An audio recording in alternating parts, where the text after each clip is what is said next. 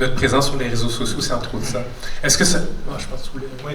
Non, c'est qu'en fait, Irvine voulait dire par rapport en fait, à la présence de l'empreinte numérique, parce que de plus en plus, il y a une présence de l'empreinte numérique, et les employeurs googlent votre nom. C'est-à-dire quand vous êtes à la recherche de l'emploi, c'est pourquoi il faut faire attention par rapport à ce qu'on écrit aussi également, parce que ça laisse des traces, même si on l'efface parfois, ça laisse des traces.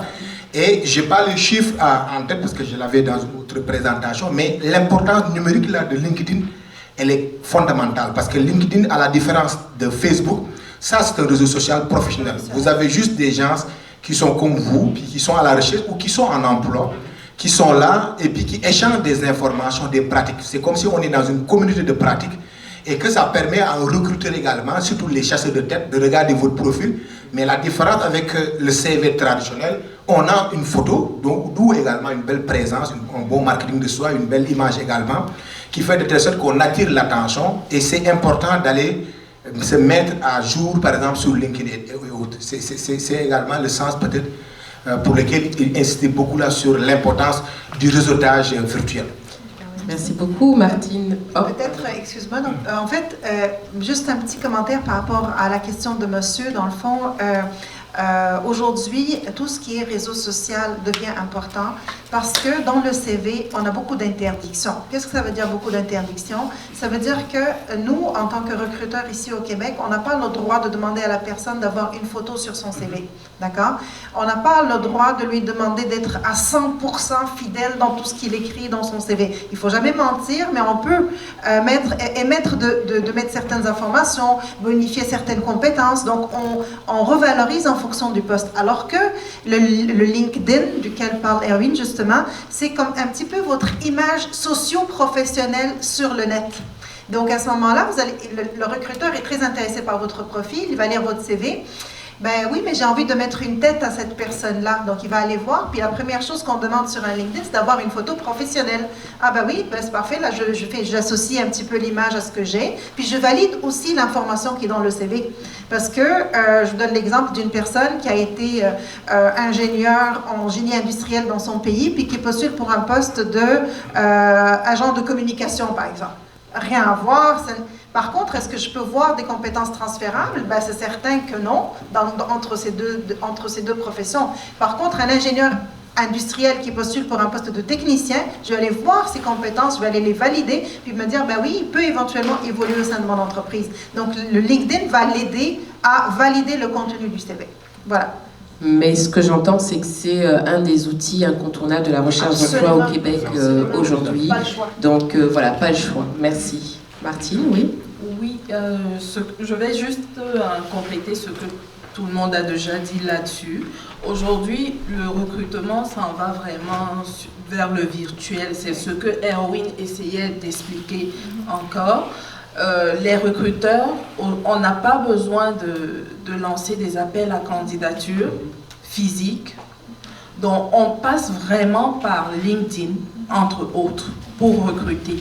Le sourcing est énormément fait par les recruteurs. Donc vraiment, on ne sait pas assez d'insister dessus. Il est important pour tout nouvel arrivant de se faire une page LinkedIn.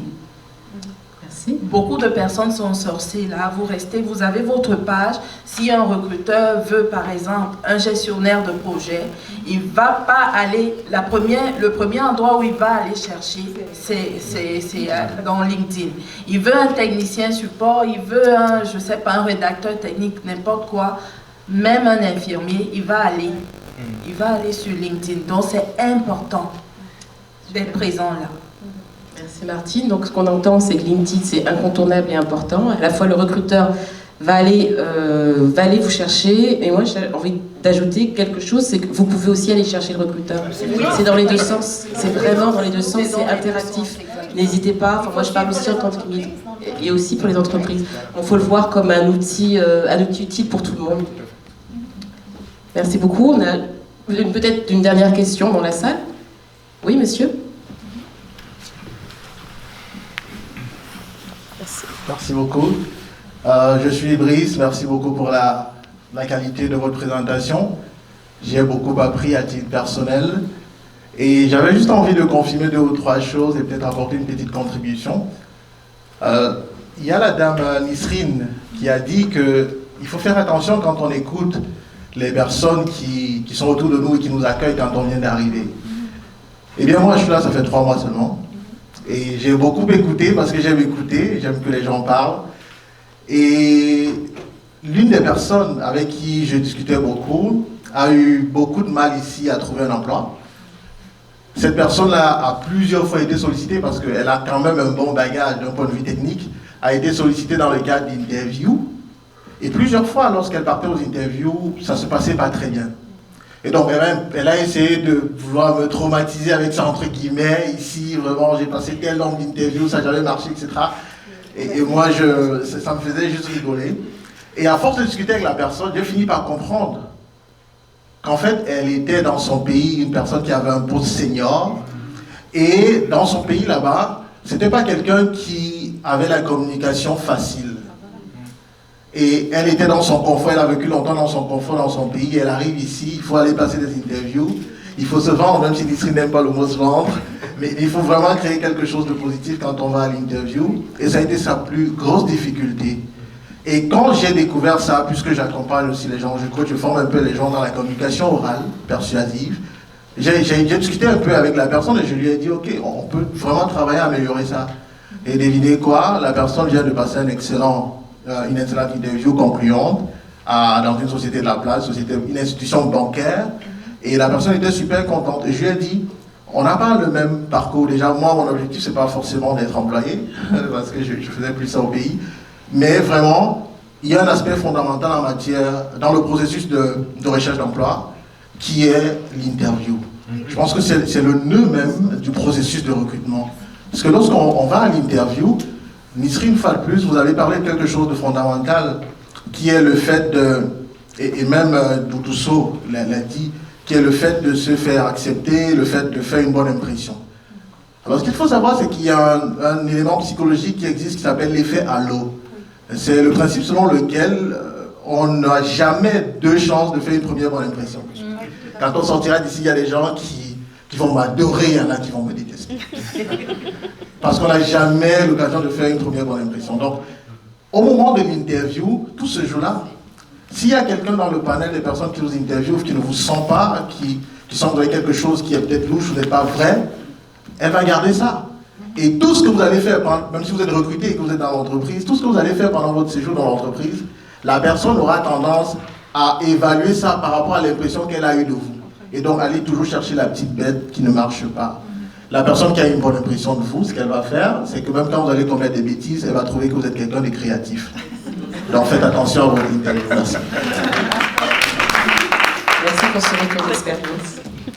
En fait, merci pour cette intervention. Puis vous faites un très bon point en parlant de l'entrevue. Dans le fond, l'entrevue, nous, ce qu'on dit généralement, c'est que tous les organismes communautaires et les gens qui aident les personnes immigrantes à pouvoir aller vers des postes vont avoir leur rôle en accompagnement jusqu'au moment où ça aboutit à l'entrevue. L'entrevue, c'est le jour où la personne va être toute seule face au recruteur. Et c'est à ce moment-là qu'il va falloir qu'elle mette de l'avant toutes ses compétences validées par des exemples. Et les compétences validées par les exemples, c'est ça ce qu'on travaille avec les gens.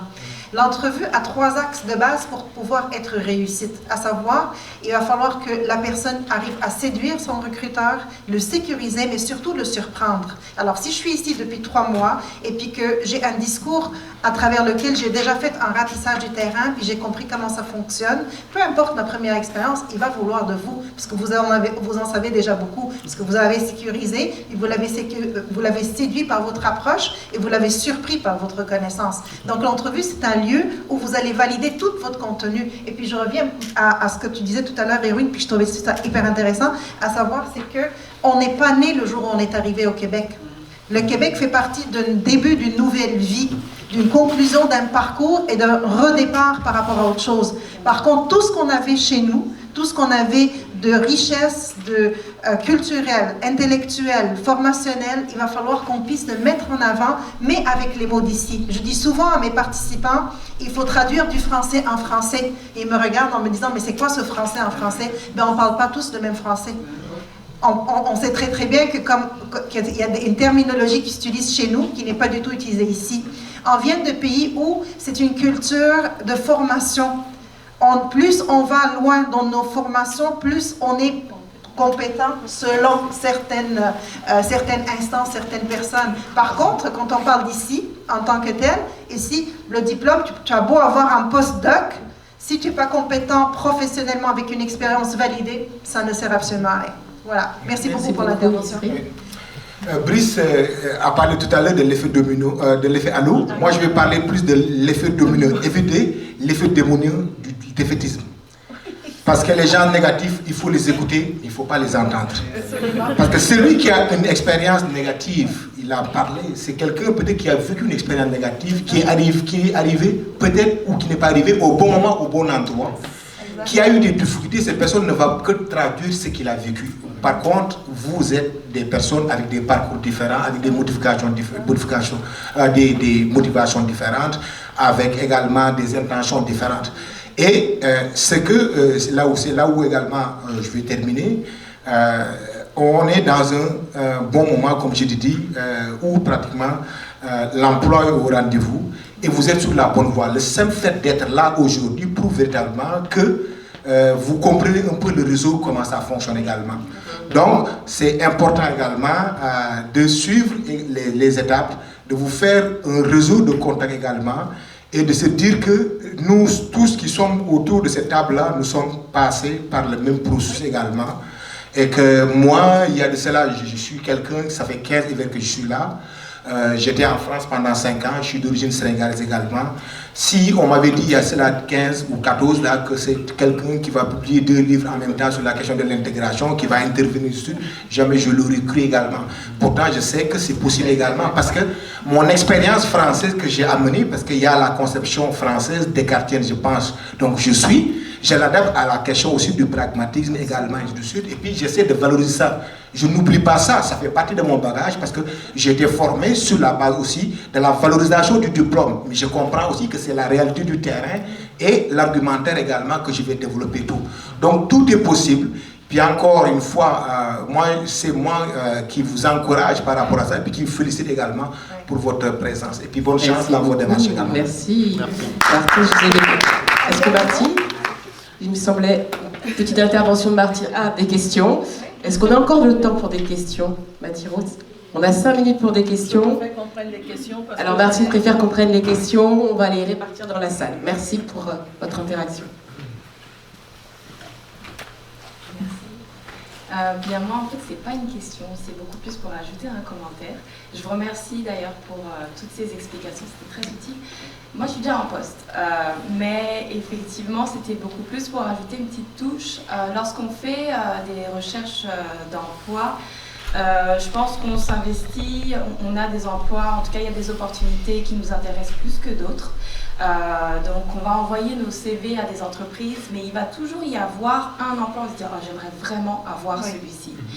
Et je pense, pour ajouter un commentaire, que cet emploi-là, il faut vraiment s'investir. Je vais donner un exemple. Moi, je suis spécialiste en marketing et puis il y avait un emploi au Cirque du Soleil. Et j'ai vraiment analysé l'énoncé, le descriptif de poste, puis j'ai vu qu'il y avait comme 3 grosses fonctions qui demandaient dans le poste en marketing, qui étaient 3 compétences. Ce que j'ai fait, je ne demande pas à ce que tout le monde le fasse, hein, mais c'est juste un conseil encore une fois, c'est que je me suis dit, je veux vraiment avoir ce poste, puis je vais tout faire pour l'avoir. Donc, je suis venue en fait à l'entrevue, et puis j'avais fait un PowerPoint.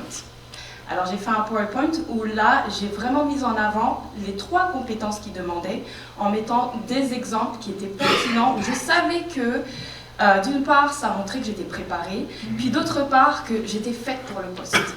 Et les intervieweurs, ils ont tellement aimé en fait le PowerPoint, la présentation que j'ai faite, qu'ils m'ont tout de suite donné le poste.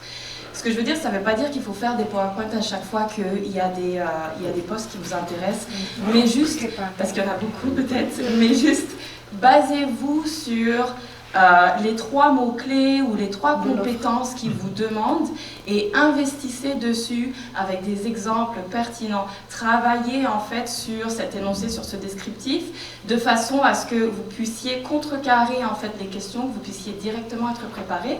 Et puis ensuite, pour donner tous les exemples que vous avez en tête, et non pas repartir chez vous en disant « mais mince, j'aurais pu dire ceci, cela, et puis j'aurais pu justement ajouter telle et telle note personnelle ».